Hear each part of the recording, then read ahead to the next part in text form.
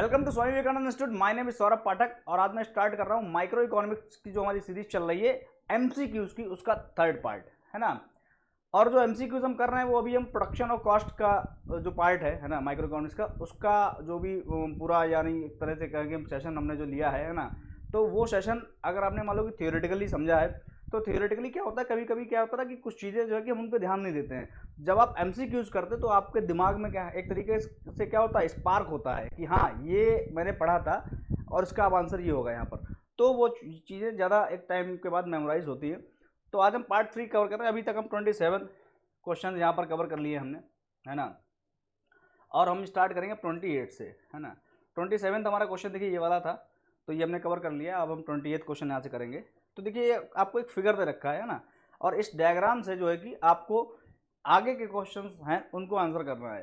तो डायग्राम ये दे रखा है। क्वेश्चन ये क्या कह रहा है, क्वेश्चन समझिएगा कि लाइंस एच जे एंड के रिप्रेजेंट्स द फॉलोइंग रिस्पेक्टिवली, यानी जो लाइंस हैं, ये जो लाइंस हैं एच जे एंड के रिप्रेजेंट्स द फॉलोइंग रिस्पेक्टिवली। देखिए अब आप ये लाइंस है, लाइंस का ये कर्व है ना, तो ये क्या रिप्रेजेंट कर रहा है। मैंने आपको प्रोडक्शन एंड कॉस्ट में ये डायग्राम आपको समझाया, ये कॉस्ट का डायग्राम है। इसमें वेरियस कॉस्ट जो है ना, आपकी मार्जिनल कॉस्ट है ना, और जो आपकी एवरेज कॉस्ट हैं वो दे रखी हुई हैं।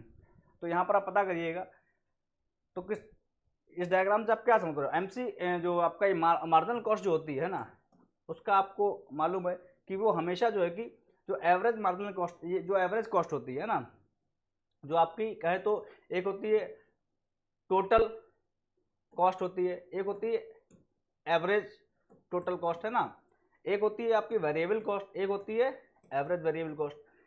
टोटल कॉस्ट का और वेरिएबल कॉस्ट का देखिए फिगर कैसा होता है। वेरिएबल कॉस्ट यानी इस तरीके से, और टोटल यानी जब फिक्स कॉस्ट में ऐड हो जाती है तो उसका फिगर ऐसे जाता है ना। ये सेम डिस्टेंस जो है इस पर हर जगह ऐड होता है। तो ये फिगर आपको इस तरह से तो दिख नहीं रहा है, यानी ये क्या है, ये वेरिएबल कॉस्ट है।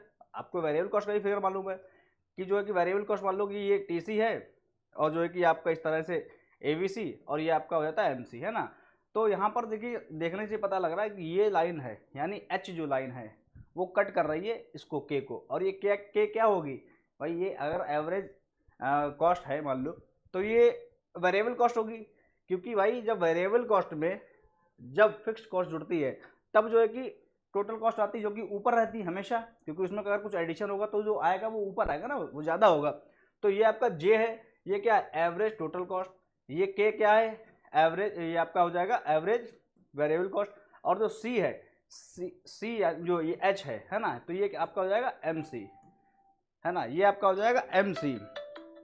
ये आपका हमेशा हो जाएगा एम सी, क्योंकि जो है कि एम सी जो है कि हमेशा जो है कि कट करता है A B C from below, A B C from below ये कट करता है।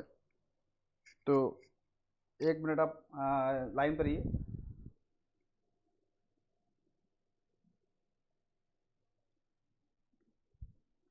हाँ, तो नेक्स्ट क्वेश्चन अब आप करिएगा। तो इसका आंसर क्या हो जाएगा, आंसर बताइए इसका आप, इसका आंसर क्या हो जाएगा।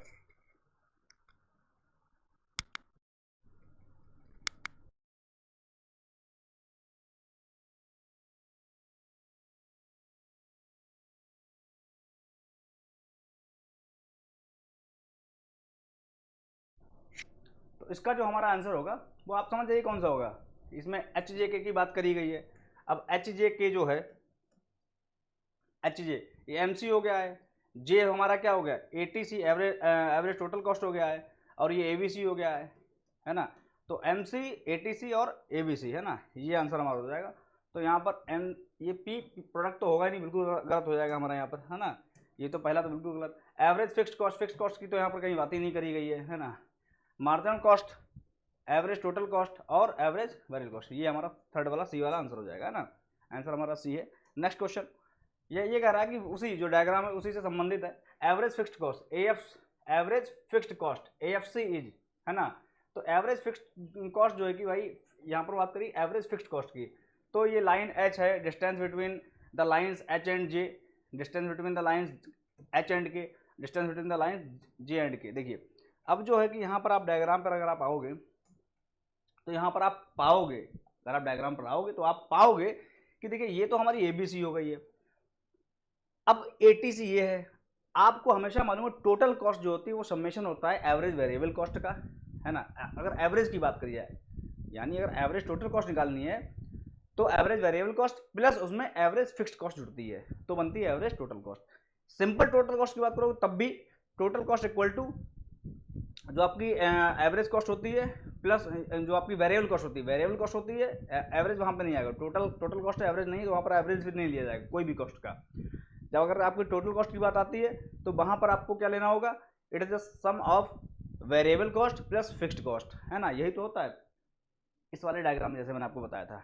तो यहाँ पर अगर एवरेज की बात आ जाएगी तो जो एवरेज टोटल कॉस्ट है ये, अब ये एवरेज वेरिएबल कॉस्ट है तो ये ऊपर क्यों है, ये एवरेज टोटल कॉस्ट ज़्यादा क्यों है, ये इसलिए ज़्यादा क्योंकि इसमें जो है कि जोड़ दी गई है क्या, एवरेज फिक्स कॉस्ट जोड़ दी गई है।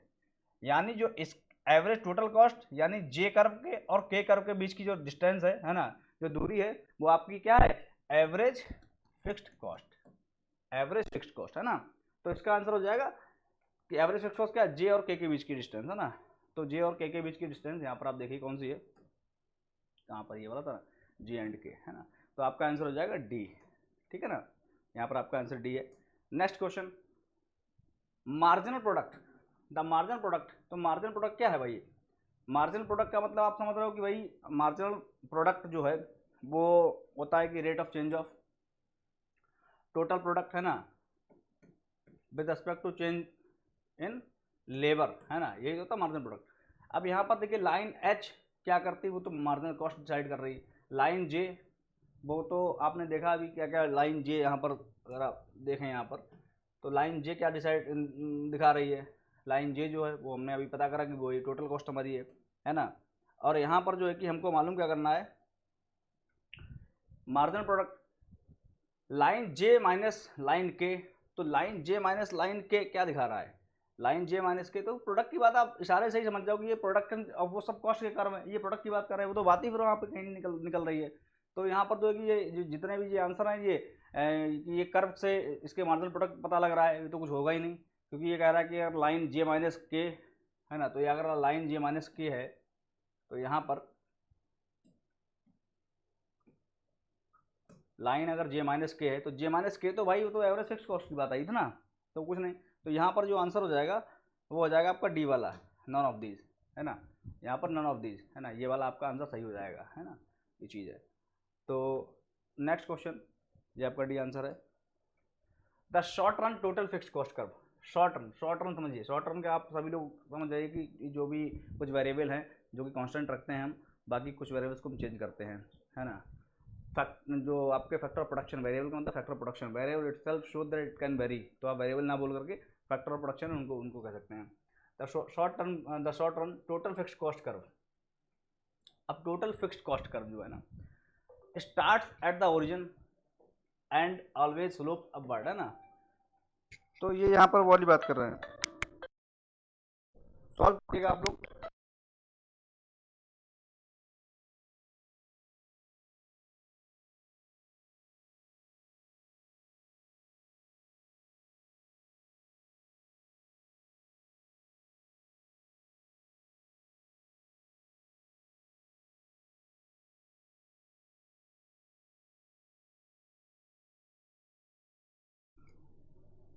हाँ जी, माफ़ी चाहूँगा कुछ इमरजेंसी कॉल्स वगैरह।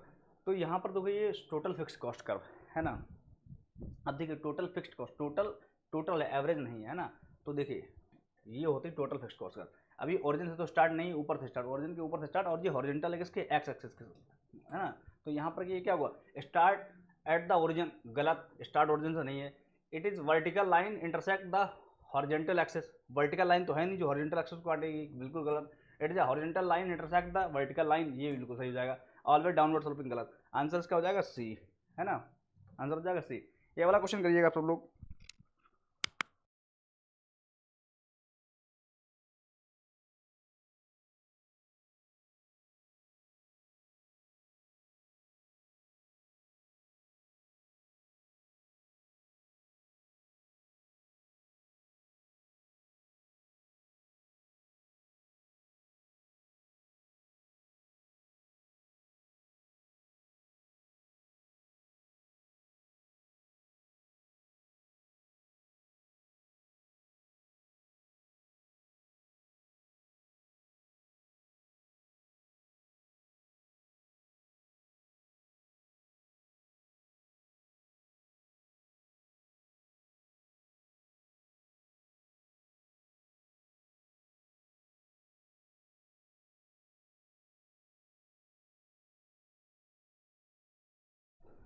हाँ तो भाई क्या आंसर आया इसका?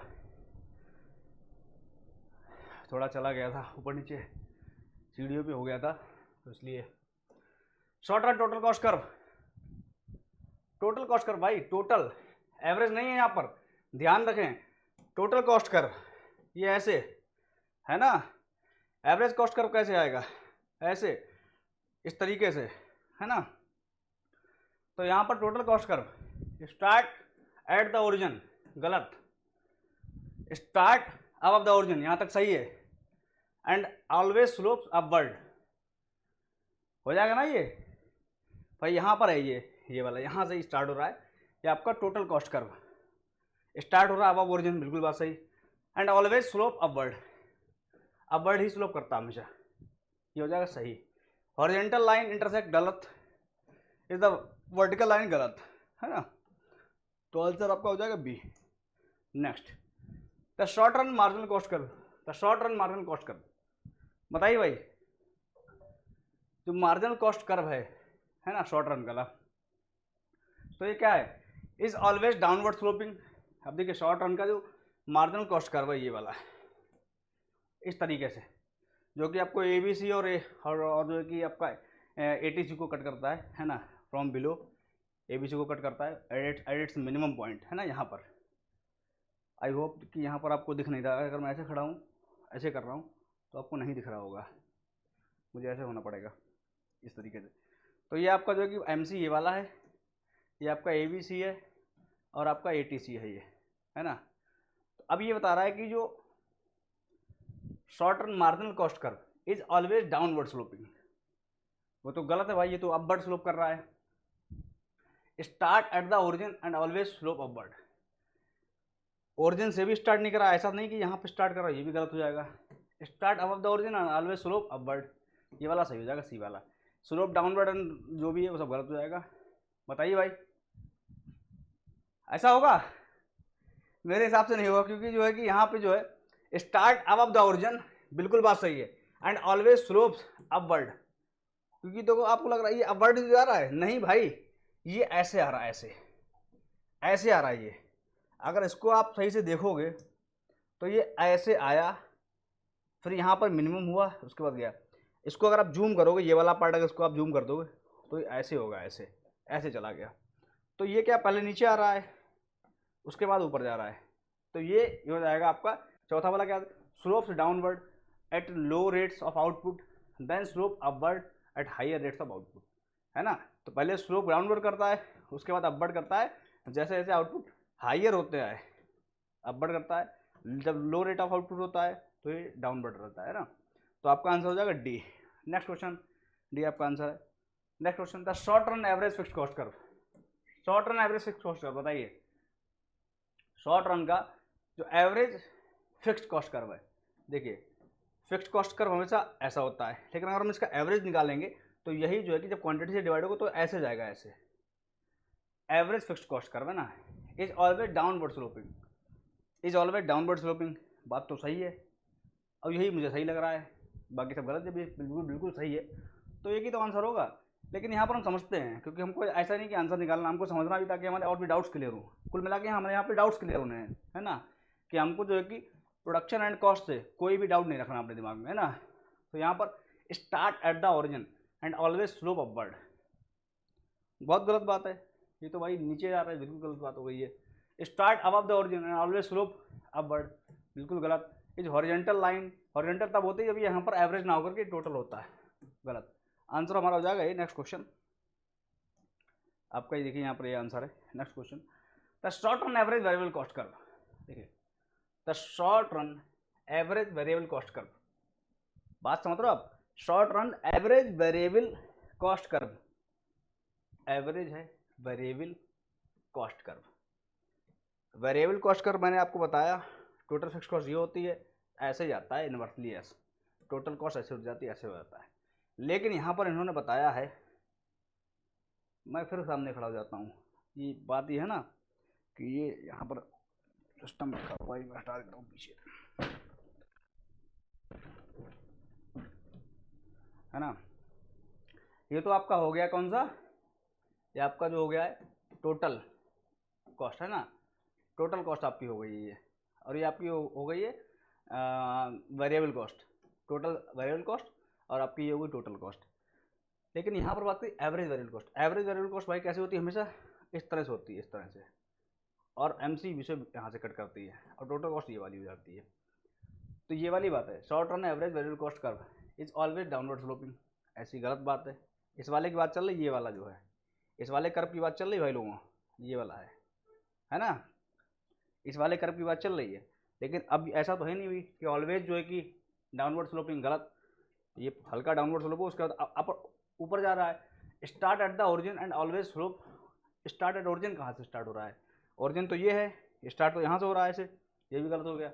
Start above the origin and always slope upward, always slope upward कहाँ कर रहा है, ये तो डाउन भी तो आ रहा है भाई, ये तो गलत हो जाएगा। Slope downward at lower rate of output, lower मतलब जब यहाँ पर जो है कि रेट ऑफ आउटपुट है ना, कम है आउटपुट, इसको ये बिल्कुल, अगर मैं ये कहूँ कि आउटपुट कम है, लोअर रेट, ये बिल्कुल बात 100% सही नहीं है। ये इजी करने के लिए तो मैं ये बोल सकता हूँ, लेकिन लो रेट, रेट समझ रहे हो, आउटपुट का जो आने का रेट है ना, वो रेट, तो यहाँ पर इनिशियली क्या होता है, रेट कम रहता है, फिर जब लेवल डिवीजन होता है तब रेट बढ़ जाता है ना। तो यहाँ पर slope downward at lower rate of output, तो डाउनवर्ड ये स्लोप कर रहा है इस तरीके से, नीचे आ रहा है। देन स्लोप अपवर्ड, फिर जो है स्लोप ऊपर चला जाता है at higher rate of output. Answer आपका डी हो जाएगा करेक्ट। नेक्स्ट क्वेश्चन है ना, डी आपका करेक्ट आंसर हो गया है। The slope of short run total cost, the slope of short run, अब देखो स्लोप, स्लोप समझ लो, स्लोप किसका, slope of short run total cost. अब ये टोटल कॉस्ट का जो स्लोप है भाई, टोटल कॉस्ट का स्लोप, आप किसी चीज़, किसी कर्व का स्लोप निकालते हो, स्लोप कैसे निकालते हो बताइए आप, स्लोप कैसे निकालते हो। जैसे मान लो ये लाइन है, यहाँ पर ये लाइन है, इसका स्लोप कैसे निकालते हो। मान लो यहाँ पर इस लाइन पे एक पॉइंट ये है, एक ये वाला पॉइंट है ए, और एक ये वाला पॉइंट है बी, है ना। तो स्लोप आपने बचपन से ही मैथमेटिक्स में निकाला होगा कि जब दो पॉइंट होते हैं ना, तो स्लोप जो है कि स्लोप होता है tan थीटा, बहुत अंदर की बात कर दे रहा हूँ बिल्कुल मैं, है ना।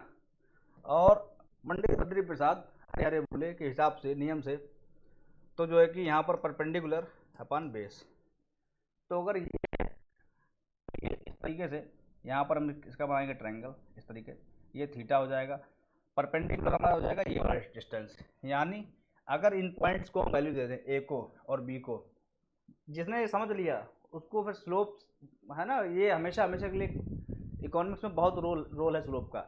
हर जगह आप स्लोप से आपको जो है ना पूरा कॉन्सेप्ट समझ में आ जाता है। तो जिनको नहीं समझ में आता है अभी तक आया, तो वो समझ लीजिएगा, हमेशा के लिए हो जाएगा आपके लिए। बहुत अंदर का कॉन्सेप्ट कोर्स बहुत ईजी है, वो तो अच्छा लगेगा आपको। तो परपेंडिकुलर यानी जो है कि अब आप समझिए, ये पॉइंट है, इसके मान लो कि सपोज ये 1 था, ये 2 था, तो यहाँ पर जो, और ये आपका मान लो कि ये 1 था और ये 2 था, है ना। तो इसका अगर मैं पॉइंट करूँ तो यहाँ पर आपका हो जाएगा ये 2,2 ए वाला, और बी वाला यहाँ पर ये 3 कर दो और यहाँ पर 1 कर दो, इसका क्या हो जाएगा 3,1, है ना।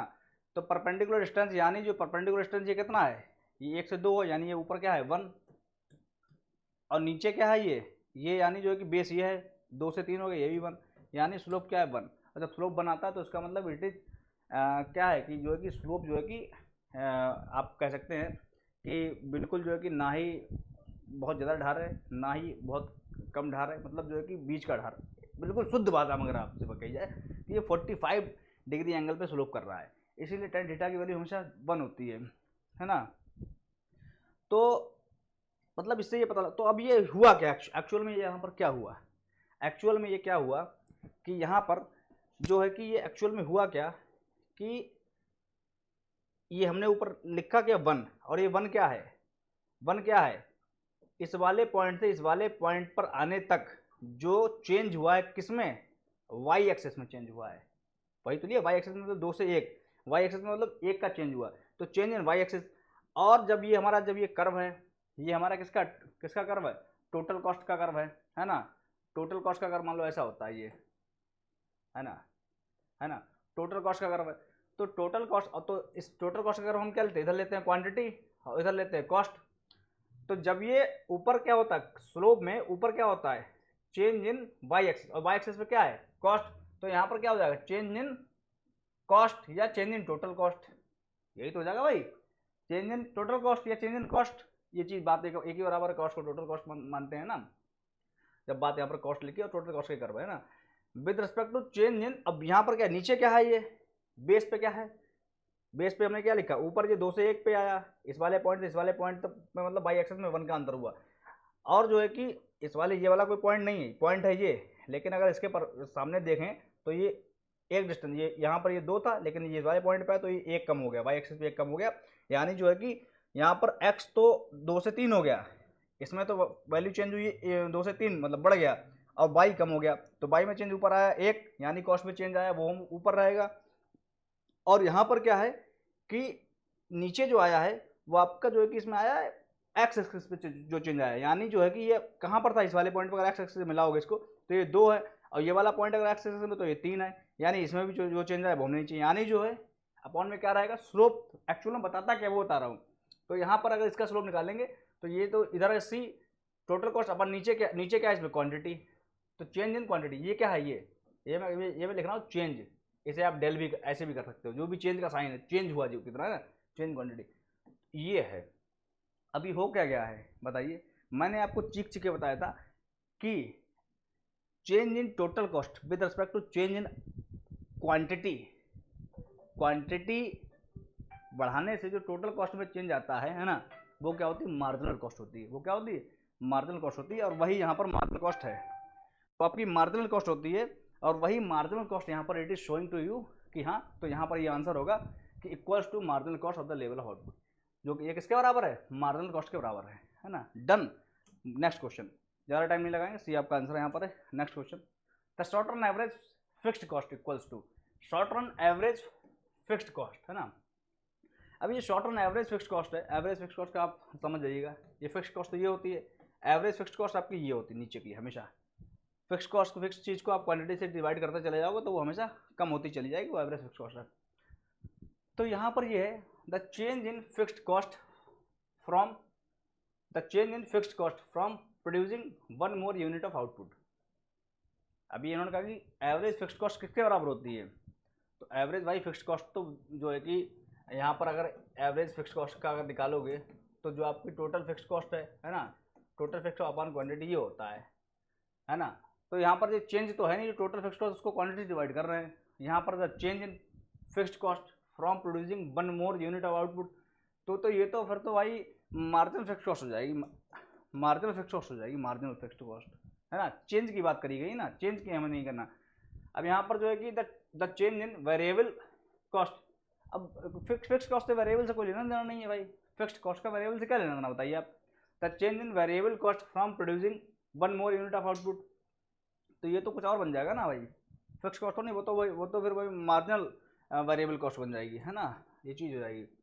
Average total cost plus average variable cost, ये average total cost plus average variable cost, तो भाई अगर ये माइनस होता तब तो जो है कि वो आपका एवरेज फिक्स्ड कॉस्ट हो जाता, अगर यहाँ पे माइनस होता, क्योंकि भाई फॉर्मूला क्या होता है total cost, average total cost equal to average fixed cost plus average fixed cost, उसके बाद प्लस एवरेज वेरिएबल कॉस्ट, तो अगर एवरेज फिक्स्ड कॉस्ट निकालनी है तो ये क्या होगा average total cost minus average variable cost बराबर एवरेज फिक्स्ड कॉस्ट, ये तो होगा हो जाएगा ना, तो यहाँ पर ही होना चाहिए एवरेज टोटल कॉस्ट प्लस के यहाँ पर होगा माइनस एवरेज वेरिएबल कॉस्ट, ये क्या है एवरेज टोटल कॉस्ट माइनस, ये सही है ना, तो आपका आंसर हो जाएगा डी, एवरेज वेरिएबल कॉस्ट, आपका डी वाला आंसर हो जाएगा, hence proved. Next question, D आपका आंसर है। The relationship between average and marginal, बात समझिएगा आप, the relationship between average and marginal variables can be stated as follows, ये रिलेशनशिप की बात कर रहा है, वर्ड को ध्यान से समझिएगा, between average and marginal variables, अभी आगे यहाँ पर कॉस्ट का कुछ वर्ड वगैरह वैसा निकल के नहीं आया है ना, can be stated as follows if marginal is greater than the average. देखिए मैंने आपको इसका बहुत ही जिंदा है ना लाइव एग्जाम्पल दिया था, आप रिलेट कर सकते हो चीज़ों को, चीज़ों को आप मार्जिनल और एवरेज से रिलेट कर सकते हो। मैंने आपसे कहा था आपकी क्लास में 10 स्टूडेंट हैं, 10 का एवरेज जो एवरेज निकल गया, किसी के 20% है, किसी के 90, किसी का 100% है, लेकिन उनका सब एवरेज निकाल के आ रहा। मतलब अगर देखा कि एवरेज कितनी आ रही क्लास में, है ना, एक बच्चे का एवरेज मार्क्स कितने हैं, है ना, total marks divided by number of student, तो वो 60% आ रहा है, 60%, 60%। अब आप ये बताइए 11वें बच्चे का एडमिशन होने आ रहा है, अब 11वें बच्चे का एडमिशन होने आ रहा है, लेकिन ये बताया जा रहा है, सुनने में आ रहा है कि वो बच्चा जो है कि 80% लेके आएगा। तो आप ये बताइए ओवरऑल ये बढ़ जाएगा ना, यानी जब एम सी इज मोर, जहाँ एम सी बढ़ेगा तो आपका जो है कि एम सी की कोई हम कॉस्ट की बात कर रहे हैं तो एम सी, तो ये आपका ए सी भी बढ़ेगा, है ना। जब मार्जिन बढ़ेगा, बड़ा ए सी से ज़्यादा होगा, तो जो है कि वो ऑटोमेटिक जो है कि ए सी ज़्यादा होगा। लेकिन यही कहा जाए कि ये 60 यानी ए सी से भी कम लेके आ रहे हैं, यानी जो है ये 40% लेके आएगा, तो ये अपना तो घाटा कर ही रहा है, इनका सबका एवरेज कम कर देगा। यानी जब ए सी कम होगा तो जो है कि एवरेज सबका कम हो जाएगा। अगर बराबर लेके आया 60, तब तो जो सबका बराबर रहेगा, वो आएगा, उसके आने से किसी का एवरेज चेंज नहीं होगा, जो है क्योंकि एक नीचे ये मान लो 11 हो गया, 10 का 11, ऊपर 60 एक और जुड़ गया, है ना।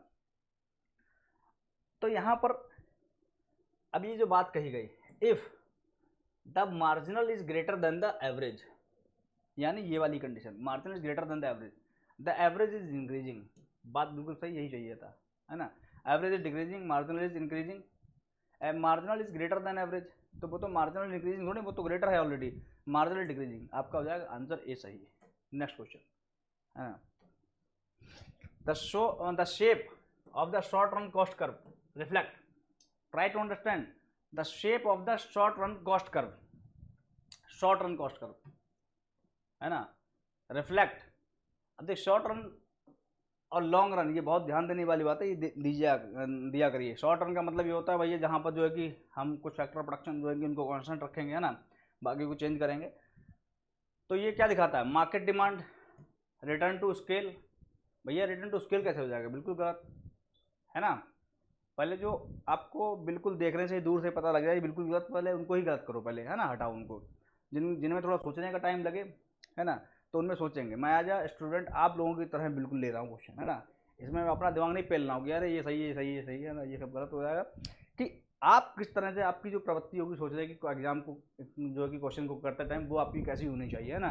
तो जनरली ऐसी ही प्रवृत्ति हम लोगों की होती है ना, तो उसी प्रवृत्ति से मैं सोच रहा हूँ, यहाँ पर देख रहा हूँ क्वेश्चन को।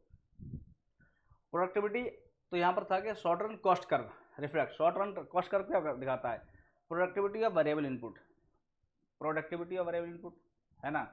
तो भाई प्रोडक्टिविटी ऑफ वेरिएबल इनपुट के द्वारा जो प्रोडक्टिविटी करी गई, है ना, तो मेरे हिसाब से प्रोडक्टिविटी ऑफ वेरिएबल इनपुट जो है वो कहीं ना कहीं जो है कि आपको ये दिखाती है कि जो अलग अलग इनपुट हैं, है ना, उनके द्वारा जो है कि क्या क्या प्रोडक्टिविटी, लेबर बढ़ाया तो लेबर बढ़ाने से क्या प्रोडक्टिविटी आई, है ना।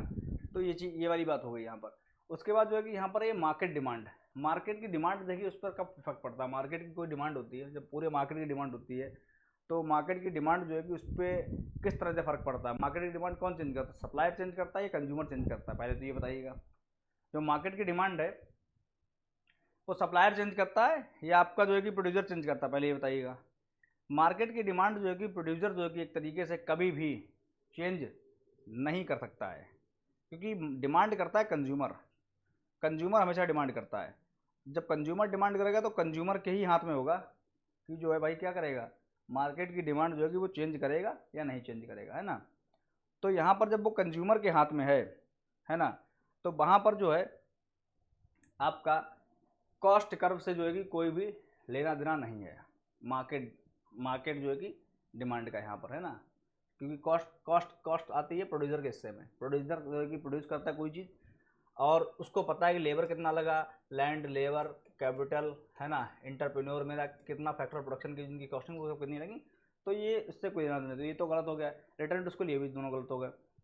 अब आप ये देखिए प्रोडक्टिविटी ऑफ वेरिएबल इनपुट्स, ये जो है कि आपका जो है कि कहीं ना कहीं, और मैं तो कहूँगा बिल्कुल पूरी तरह से सही बैठ रहा है, क्योंकि जो है कि प्रोडक्टिविटी ऑफ वेरिएबल इनपुट जो है वही जो है कि कॉस्ट को ऊपर नीचे करती है। क्योंकि मैंने आपको पिछले शायद पिछले वाला जो एमसीक्यू का पार्ट था उसमें बताया था, और जब मैंने ये बताया था कि पहले जो है कि ये जो है कि इस तरह से क्यों जाती है, जो आपकी ये कॉस्ट है, जो टोटल कॉस्ट कर्व होता है वो इस तरह से क्यों जाता है।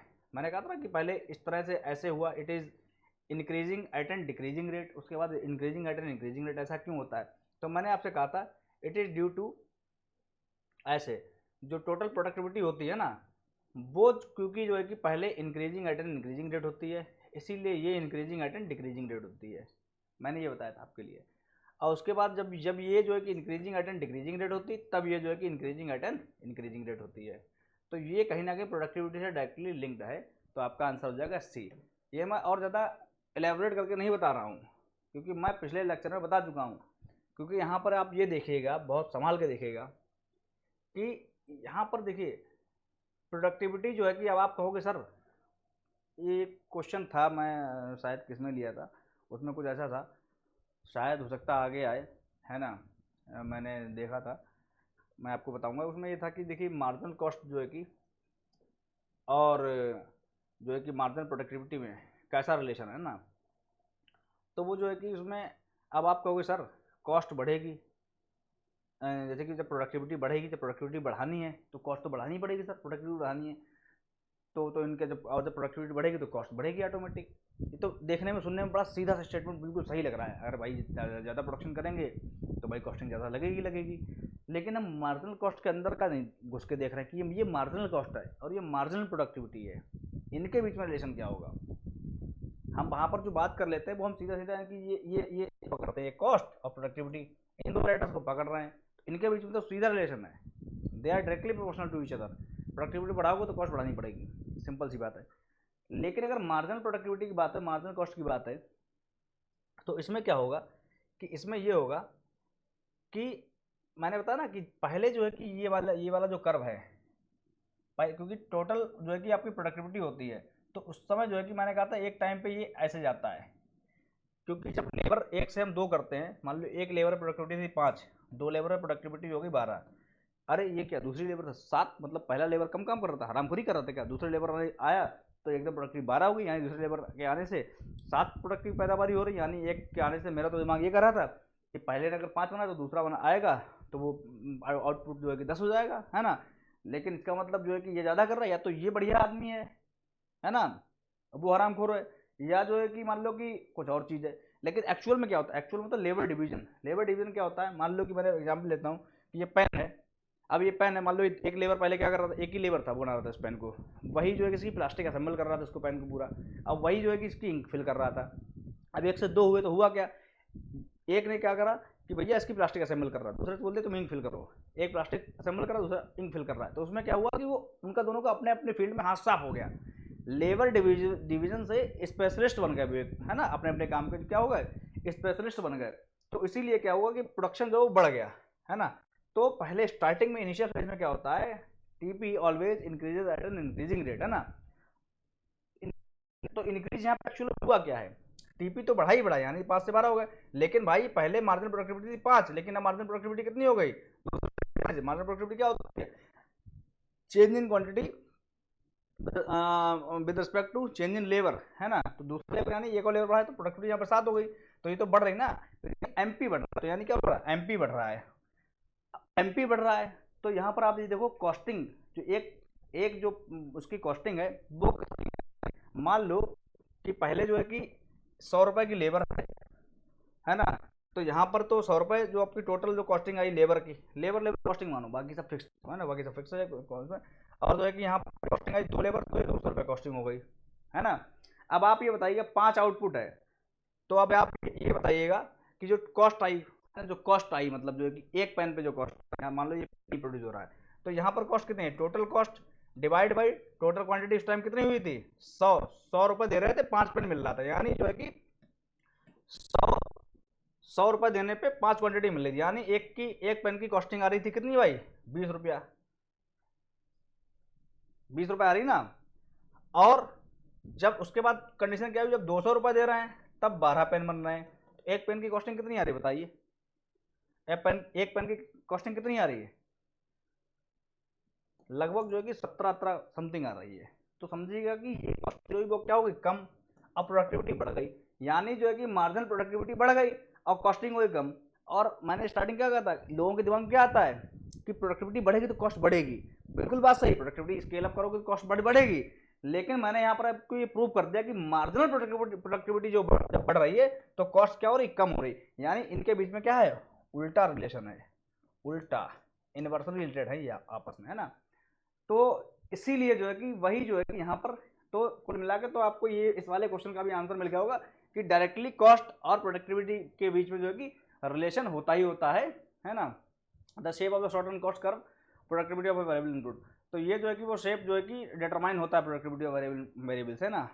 और ये जो है कि ये अभी आगे क्वेश्चन आएगा तो उसका आंसर मैंने अभी बता दिया है कि ये इनवर्सली प्रोपोर्शनल होते हैं, मार्जिनल कॉस्ट और मार्जिनल प्रोडक्टिविटी आपस में इनवर्सली प्रोपोर्शनल होते हैं, क्योंकि देखो मार्जिनल प्रोडक्टिविटी क्या हो रही है, बढ़ रही है, देखो ये 5 से 7 हुई, यानी ये क्या है, ये बढ़ रही है।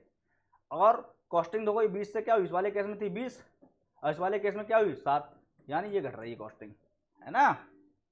समझ रहे बात आप, ये ना कहना सर जो ये ऊपर 5 लिखा नीचे 7, ये भी एरो नीचे बनाओ, नीचे की तरफ चल रहा है बहुत से जो है कि हमारे विद्यार्थी जो है कि यहाँ भी कंफ्यूज हो जाते हैं, ठीक है ना, कि जो है कि सर ऊपर लिखा तो 5 है नीचे 7 है तो ये बढ़ेगा तो एरो ऐसा एरो की बनाए, ये तो 5 नहीं 7 तो बाद में लिखा तो नीचे एरो बनाओ, ऐसा कभी कभी हो जाता है।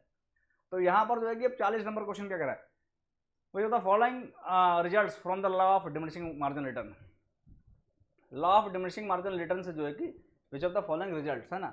अब देखिए law of diminishing marginal return आप समझिएगा, डिमिनिशिंग मार्जिनल रिटर्न जो है कि कब मिलते हैं आपके लिए, मैंने ऐसे बताया ना, ऐसे डिमिनिशिंग मार्जिनल रिटर्न ऐसे करके, तो एक टाइम ये पॉइंट ऑफ इन्फ्लेक्शन है, पॉइंट ऑफ इन्फ्लेक्शन, राइटिंग मेरी बहुत अच्छी है ना, मैं इसलिए जानबूझ के लिखता हूँ, और है भी मेरी राइटिंग ऐसी, जानबूझ के नहीं लिख रहा हूँ, है राइटिंग ऐसी खराब राइटिंग है भाई, क्या करूँ।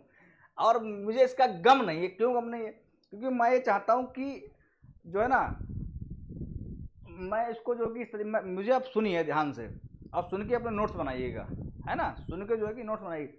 बच्चे स्क्रीनशॉट ले लेते हैं, लिख दो साफ साफ बच्चे स्क्रीनशॉट, अब मैं सही बताऊँ स्क्रीनशॉट कोई बच्चा नहीं देखता बाद में, कोई नहीं देखता बाद में स्क्रीनशॉट, क्योंकि इतने स्क्रीनशॉट फोन में जाते हैं जब आप, और चीज़ें बिखर जाती हैं, मटेरियल जो हमारा स्टडी मटेरियल वो बिखर जाता है। वो अब जैसे मान लो रिविजन करने चले तो कुछ तो लिख लिया हमने, कुछ स्क्रीनशॉट में है, कुछ कहीं लिखा हुआ रखा है, कुछ कहीं लिखा हुआ रखा है ना। अब इसी फ़ोन में स्क्रीनशॉट भी ले रखा है, उसी में कुछ और भी स्क्रीनशॉट ले रखे हैं, तो उसमें जो है कि पढ़ाई करने चल रहा है तो स्क्रीनशॉट क्या हो गया, मूव करा तो कुछ और स्क्रीनशॉट में निकल आया, तो वो देखने लगे 1 घंटा, तो डिस्टर्बेंस होता है। पढ़ाई का अपना सोर्स एक रखिए, जो भी मैं बता रहा हूँ उसको जो है कि एक कॉपी अपनी बनाइए, उसमें नोट्स की फॉर्म में लिखिएगा, एक ही सोर्स रखिए, एक ही, बार बार चिल्लाऊंगा मैं कि एक ही सोर्स रखिए, जो भी आप कंटेंट आपका है स्टडी मटेरियल वो एक ही कॉपी वगैरह में रखिएगा, तभी आपकी रिवीजन बन पाएगी। अगर आप 4 जगह रखोगे तो आपकी नहीं रिवीजन बन पाएगी। और जो है कि क्लासेज स्टार्टिंग से सीरियल बना के चलिए इस तरीके से, तो आपको आप रिलेट कर पाओगे चीज़ों को। ये नहीं कि पहले मन हुआ तो इंडियन इकोनॉमी का 10th लेक्चर देख लिया, बाद में माइक्रो वाला जो है कि 5वां लेक्चर देखा, इसके नीचे माइक्रो इकोनॉमी लिख दिया, इसके तो वो सब गड़बड़ हो जाएगा, है ना, आप कंफ्यूज रहोगे, ये चीज़ है। तो यहाँ पर ये कह रहा है कि question which of the following results from the law of diminishing marginal return. तो law of diminishing marginal return क्या होता है, तो देखिए पहला क्या है, ऑल ऑफ द फॉलोइंग, दूसरा क्या है, the slope of total cost becomes steeper, slope of total cost becomes steeper in the short run as more is produced. तो देखिए डिमिनिशिंग मार्जिनल रिटर्न तो भाई हमें यहाँ से मिलने स्टार्ट होता है, इसके आगे से, तो स्लोप तो भाई स्टीपर देखो यहाँ पे है, स्लोप तो भाई स्टीपर देखो यहाँ पे, स्लोप तो स्टीपर का मतलब होता है, स्टीपर मतलब खड़ा खड़ा, है ना, खड़ा हुआ, और फ्लैटर मतलब ऐसे लेटा हुआ, लेटा सा, है ना। तो स्लोप जो है कि वो तो स्टीपर यहाँ पे है, और स्टीपर ये इसीलिए क्योंकि यहाँ पर it is total product is increasing at increasing rate, तो यहाँ पर तो डिमिनिशिंग रिटर्न तो है नहीं भाई, डिमिनिशिंग रिटर्न तो यहाँ पे है क्योंकि ये टोटल प्रोडक्ट इंक्रीजिंग कर रहा है डिक्रीजिंग रेट पे, है ना। तो ये है, तो इस वाले केस में ये फ्लैटर तो है नहीं, तो ये अब यहाँ पे उन्होंने बोल दिया slope of total cost becomes steeper in the short run as more is produce, तो ये तो गलत हो गया भाई बिल्कुल पूरा, क्योंकि यहाँ पर उन्होंने कहा कि विच ऑफ द फॉलोइंग रिजल्ट करता है, आता है, होता है from the law of diminishing marginal return, तो ये तो गलत हो गया भाई पूरा पूरा, राइजिंग शॉर्ट रन मार्जिन को। तो ये जो है कि अब दूसरा तीसरा ये वाला ऑप्शन क्या है, सी वाला, सी वाला आंसर ये कह रहा है कि rising short run marginal cost, तो ये बात बिल्कुल सही है, क्योंकि जब भाई ये डिमिनिशिंग रिटर्न देगा तो डिमिनिशिंग रिटर्न का मतलब है कि लेबर तो हम बढ़ा रहे हैं, लेबर को तो पैसा उतना ही दे रहे हैं, लेकिन वो प्रोडक्शन कम कर पा रहा है, इसका मतलब जो हमारी मार्जिनल कॉस्ट क्या कर हो रही है, बढ़ रही है। भैया मार्जिनल कॉस्ट जो एक पर प्रोडक्ट पे जो कॉस्टिंग वो बढ़ रही है ना, फिर भाई जो प्रोडक्शन का कॉस्ट का रिलेशन होता है। अब आप ये बताइएगा, आपने एक्स्ट्रा लेबर लगाया है ना, ये सोच के जो है कि पिछले वाले लेबर ने 5 क्वांटिटी प्रोड्यूस करी, ये 7 करेगा, लेकिन वो आए उसने 10, उसने 3 प्रोड्यूस करी, मुँह से 10 निकल गया, तो मजा ही आ जाएगा 10 होगा तो भी डिमिनिशिंग होगा नहीं, बट तो इस वाली रेंज में आ जाएगा, ये वाली जो रेंज है पॉइंट ऑफ इन्फ्लेक्शन के नीचे। अगर 5 से उसने 3 ही प्रोड्यूस करी, तो यानी जो है कि वो अब क्या हुआ, उसने हरामखोरी नहीं करी, क्योंकि आपने सेम कैपिटल पे जो है कि ज़्यादा लेबर लगा रहे हो, घुसेड़ रहे हो, तो क्या होगा फिर वहाँ पर जो कि रिटर्न जो है डिमिनिश कर जाएगा। तो ये वाला सही है, राइजिंग शॉर्ट रन मार्जिनल का, तो ये मार्जिनल कॉस्ट को क्या कर देता, बढ़ा देता है, डिक्लाइनिंग मार्जिन प्रोडक्ट। और बात तो यही, ये भी सही है, और ये ज़्यादा सही है, क्योंकि कॉस्ट तो बाद में आएगी, पहले तो प्रोडक्ट डिक्लाइन करेगा, डिक्लाइनिंग मार्जिनल प्रोडक्ट डिक्लाइन करेगा, मार्जिनल प्रोडक्ट, मार्जिनल प्रोडक्टिविटी जो है कि वो डिक्लाइन करता है। जैसे मान लो पहले 5 था, वो आया 3 ही कर दिया, तो सबसे पहले तो यही है। अगर ये ना होता तो ये भी हमारा सही होता, सी वाला, है ना। तो हमारा हो जाएगा आंसर डी, आंसर हो जाएगा हमारा डी, है ना। लेकिन इसमें तो आंसर ए दे रखा है भाई, मतलब सोचने वाली बात है। ऑल ऑफ द अबव, हाँ तो मैंने जो कहा था ना, मैंने कहा ये भी हो जाएगा, ये भी हो जाएगा, लेकिन फिर ये क्यों नहीं हो पाएगा, बी वाला मैंने गलत कर दिया था। The slope of total cost becomes, the slope of total cost becomes steeper in the short run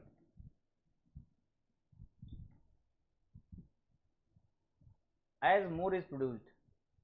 अच्छा अच्छा अच्छा, ये slope of total cost becomes steeper in short run as more is produced, more is produced. और यहाँ पर diminishing margin return है, और यहाँ पर मोर इज प्रोड्यूस्ड। मोर भाई अगर प्रोड्यूस होगा तो बात तो जैसे कि मान लो कि ये जब मोर प्रोडक्शन होगा तो बात सही है, लेकिन एक हद तक ये सही है, क्योंकि देखो मोर, क्योंकि बात तो इनकी सही, क्योंकि भाई हम जब ज़्यादा प्रोडक्शन करते हैं, मान लो लेबर अभी 1 है, तो हमारी 5 है, उसके बाद जब दूसरी लेबर आती है तो ये 7 हो जाती है, तीसरी लाते हैं तो यहाँ पर ये एम है, मार्जिनल प्रोडक्टिविटी लिख रहा हूँ मैं ये, तो ये 9 हो जाती है। तो चूंकि जो कि जब मोर प्रोड्यूस कर रहे हैं तो ये स्टीपर तो हो रहा है, तभी जो है कि टीपी स्टीपर होगा, क्योंकि ये टीपी क्या है, it is increasing at an increasing rate. लेकिन ये जो है कि एक हद तक है, इसके अगर आगे ये लिखा होगा कि till the point of inflection, अगर ये लिखा तो ये और ज़्यादा सटीक हो जाता है, इसीलिए मैंने गलत कर दिया। क्योंकि ये अगर ऐसा ही लिखा है तो ये गलत इसलिए मेरे हिसाब से, क्योंकि उन्होंने कहा slope of total cost becomes steeper, और यहाँ पर ऊपर दे रखा है which of the following results from the law of diminishing marginal return. अगर डिमिनिशिंग मार्जिनल रिटर्न तो slope of total cost become steeper नहीं हो सकता है ना, स्टीपर नहीं हो सकता है in the short run as more is produced, है ना। लेकिन सेकंड वाला जब यहाँ पे ये वाला जो पार्ट है, ये वाला जो पार्ट है, ये वाला जो पार्ट है, स्लोप ऑफ कॉस्ट, ये अगर एज अ होल अगर इसे आप पढ़ोगे, slope of total cost becomes steeper the short run as the more is produced. ये तो बात बिल्कुल, ये बात सही है अगर इसको ही सिर्फ आप देखो। लेकिन अगर आप इसको इससे रिलेट कर दोगे कि विच of the following results from the law of diminishing marginal return, जब डिमिनिशिंग मार्जिनल रिटर्न है तब इसका स्लोप स्टीपर क्यों होगा। ये एज अ स्टेटमेंट में अपने आप में स्टेटमेंट बिल्कुल सही है, लेकिन एज पर क्वेश्चन जो है कि कौन सा होता है, तो वो उसके हिसाब से ये सही नहीं है। ये एक सही है तो एक हद तक सही है, केवल पॉइंट ऑफ इन्फ्लेक्शन तक, क्योंकि एक टाइम के बाद तो डिमिनिश तो इस वाली रेंज में होता है, डिमिनिश तो इस वाली रेंज में होता है। प्लीज़ कमेंट, है ना, अगर कोई भी डाउट हो, और कमेंट मतलब ये अपना बताइए कि हाँ, ये अपना सुझाव दीजिए इस पर। मैं तो आपसे ही कहूँगा कि आपको क्या लगता है, क्योंकि मेरे हिसाब से तो भाई ये गलत हो जाएगा ये वाला, क्योंकि जो है इन्होंने कहा है कि विच of the following result from the law of diminishing marginal return. Diminishing marginal return से जो है कि जब होते तो कौन सही बैठता है, तो यहाँ पर तो ये होना चाहिए कि डिमिनिशिंग मार्जिनल रिटर्न तो यहाँ से इस पॉइंट तक है, इस पॉइंट पे डिमिनिशिंग मार्जिनल रिटर्न थोड़ी ना भाई, टोटल प्रोडक्टिविटी में वह एक जो है कि पॉइंट ऑफ इन्फ्लेक्शन के बाद जब यहाँ पर जो एमपी जब नेगेटिव होता है इस तरीके से, तो यहाँ पर जब एमपी 0 तो ये मैक्सिमम होता है, और यहाँ से एमपी जब गिरने लगता है तब जो है कि ये जो है कि एक तरीके से डिमिनिशिंग मार्जिनल रिटर्न आने लगते हैं।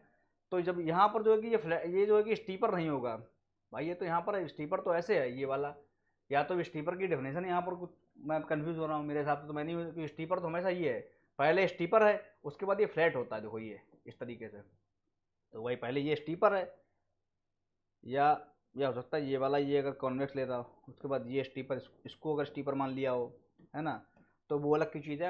अगर ये स्टीपर है, ये वाला रेंज स्टीपर है ना, तब तो जो है कि ये वाला स्टीपर है ना, तब तो जो है कि तो ये वाला होगा फ्लैटर, और फ्लैटर में जो तो यहाँ पर डिमिनिशिंग जब मार्जिन रेटर होता है तो ये आपका जो है क्या होगा, फ्लैटर होगा ना कि स्टीपर। तो इसमें डाउट है ये वाला आप प्लीज़ कमेंट कि हाँ कि सर आपकी आपकी मेरी ये राय है और ये वाला सही होगा या गलत होगा। मेरे हिसाब से ये दोनों सही है और एज पर क्वेश्चन का आंसर कि ये सब सही है, ठीक है ना। नेक्स्ट टाइम ज़्यादा नहीं लेंगे यहाँ पर हम, जो है कि with respect to the average cost curve, the marginal cost curve with respect to the average cost curve, average cost curve जो है the marginal cost curve intersect average total cost, average fixed cost and average variable cost at their minimum points. अब आप बात समझिएगा, इसमें आपको पूरा diagram draw करना पड़ेगा। ड्रॉ करिए भाई डायग्राम, मैं बार बार नहीं ड्रॉ करूंगा। डायग्राम ड्रॉ करिए भाई, डायग्राम ड्रॉ करिए।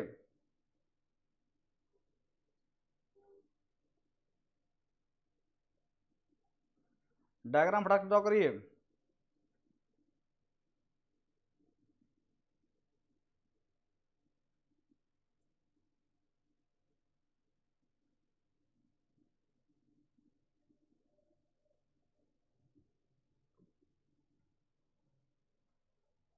हाँ, तो इसमें जो है कि with respect to the average cost curve, average cost curve देखिए कैसा होता है। एवरेज कॉस्ट कर्व देखिए ऐसा होता है इस तरीके से, है ना। टोटल कॉस्ट कर्व ये, मार्जिनल कॉस्ट कर्व ये, है ना। द मार्जिनल कॉस्ट कर्व, तो जो मार्जिनल कॉस्ट कर्व ये वाला है, मार्जिनल कॉस्ट ये आपका एवरेज कॉस्ट, ये आपका टोटल कॉस्ट, है ना। एवरेज टोटल कॉस्ट होगा ये, है ना। और ये एवरेज कॉस्ट कर्व है ना। तो आपका ये एवरेज वेरिएबल मैंने ड्रॉ कर दिया, ये एवरेज वेरिएबल कॉस्ट कर्व है ना। तो इस तरीके से तो पहला क्या है, marginal cost curve intersect average total cost, average fixed cost and average variable cost at their minimum point. इन्होंने कह दिया कि एवरेज फिक्स्ड कॉस्ट, अब एवरेज फिक्स्ड कॉस्ट जो क्या होती है वो तो ऐसा होता है ना। और इसका तो मिनिमम पॉइंट तो कोई पता ही नहीं कर पाया आज तक जिंदगी में। भाई बताइए एवरेज फिक्स्ड कॉस्ट का मिनिमम पॉइंट कौन पता कर पाए, ये बताया था वो 0 0, जैसे जैसे क्वांटिटी बढ़ेगी वैसे वैसे वो जो क्या करेगा वो और कम होगा और कम होगा और कम होगा। तो उसका तो कोई है ही नहीं। अगर मान लो क्वांटिटी मान लो कि यहाँ तक है, मान लो लिमिटेड है, तो इसका ये होगा, तो मार्जिनल कॉस्ट इसको यहाँ तो काटने जाएगा नहीं, है ना। ऐसा तुमने अभी तक पढ़ा नहीं है और ना ऐसा होगा, तो ये तो हो जाएगा आपका गलत पहला वाला।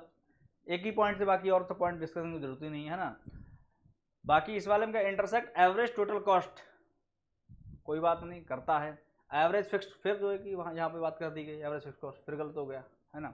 Intersect both average total cost and average variable cost. जैसे ये डायग्राम ही तो वो ऐसा बनता है भाई, ये डायग्राम ऐसे, इसमें कहीं एवरेज फिक्स्ड कॉस्ट आपको दिख रही है, तो आपका ये सी वाला ये हो जाएगा सही, है ना। मैं टाइम देख लेता हूँ कितना टाइम हो गया, क्योंकि ज़्यादा, हाँ टाइम मतलब भर का हो गया, यहीं तक चलाते हैं। आगे क्वेश्चन नेक्स्ट सेशन में करते हैं, दूसरी क्लास है ना। तो मिलते हैं आपको नेक्स्ट सेशन में। देखिए आपको अगर लग रहा है कि हाँ चीज़ें क्लियर हैं, आपको समझ में आ रहा है ना, तो मुझे मोटिवेट करिए भाई। कैसे करोगे मोटिवेट, मोटिवेट करिए कि जो है सर समझ में आ रहा है, और मेहनत सर करिए, रातों दिन करिए। आप ये मत समझिएगा कि हर चीज़ पैसे से मिलती है ना। ये मत समझिएगा, मैं हूँ आपको सपोर्ट करने के लिए, है ना। आपको जो कुछ मुझसे पूछना है, आपको जैसे कभी कभी क्या होता है हिचकिचाहट सी होती है अंदर कि अरे सर को तो कोई पैसे थोड़ी ना दे रहे हैं, तो सर से कहें कि सर ये भी एक वीडियो बना दीजिए मेरे लिए, या ये चीज़ समझ में नहीं आई है ना, कि है ना, कि इस तरीके से वो चीज़ मत रखिएगा। देखिए पहले का दौर था जब जो है कि एक ऑनलाइन कोचिंग थोड़ा नहीं हुआ करती थी, किसी को पढ़ना है ना, तो जो है कि सिर्फ एक ही साधन हुआ करता जहाँ हम कोचिंग ले रहे हैं, मान लो वहीं जाके पूछना है। आज की डेट में भैया कंपटीशन इसलिए बहुत ज़्यादा बढ़ गई क्योंकि जो कि पढ़ाई के सोर्स बहुत ज़्यादा हो गए हैं ना। और उसका फिर आप अगर आज की डेट में भी अगर उसका आप लाभ नहीं ले पाए तो फिर जो कि कल की डेट में रोना है, उसके अलावा कुछ नहीं है ना। क्योंकि रोना इसलिए है क्योंकि भाई अगर आप पढ़ाई की लाइन में कुछ करना चाह रहे हो और उसके बावजूद आप कुछ नहीं कर पाए तो तब रोना है। अगर आपको लगता है कि ऐसे पैसा कमा सकते हैं या आपको कुछ और ही गोल है तब तो मैं कुछ नहीं कहूँगा, ये चीज़ है। लेकिन आपको इसी लाइन में कुछ करना है उसके बाद भी आप नहीं पढ़ पाए तो यार, तो कुल मिला के ये है कि कैसे भी कोई भी डाउट, कैसा भी डाउट हो तो आप कमेंट करिए कि सर मुझे अच्छा लग रहा है, पढ़ते हुए मुझे मज़ा आ रहा है, और MCQs लाइए, और चाहिए सर, और चाहिए सर, और चाहिए सर, शांति नहीं मिल रही है, पेट नहीं भर रहा सर, और चाहिए सर। सर डेली जो है कि 100 MCQ कराइए, मैं 100 कराऊंगा डेली सर इतने टाइम कराइए, मैं उतने टाइम करा दूंगा, है ना, ये चीज़ है। तो कहने मतलब देखो आज कितना, अभी 9 बज गया स्टूडियो में रात का, है ना, मैं यहाँ पे रिकॉर्ड कर रहा हूँ। आप बताइए तो मैं 12 बजा दूंगा, 1 बजा दूंगा, 2 बजा दूंगा, क्योंकि मैं पढ़ाने में जो इकोनॉमिक्स है मुझे अच्छा लगता है ना। वही काम करिए जो आपको अच्छा लगता है, कुल मिला के ये चीज़ है। तो आप मुझसे कहिए तो मैं बनाऊंगा, कुल मिला के ज़्यादा ज्ञानबाजी नहीं, खत्म करते हैं अभी, है ना। और मिलते हैं आपको नेक्स्ट सेशन में, इसी के पार्ट में, उसके बाद ये एमसीक्यूज का सेशन टोटल प्रोडक्शन कॉस्ट का खत्म हो जाएगा। आप अगर कहोगे तो मैं एक्सटेंड करूँगा, बाकी और एमसीक्यूज लाऊंगा। थैंक यू सो मच, जय हिंद, जय भारत, अपना ध्यान रखिएगा, कीप ऑन प्रैक्टिसिंग।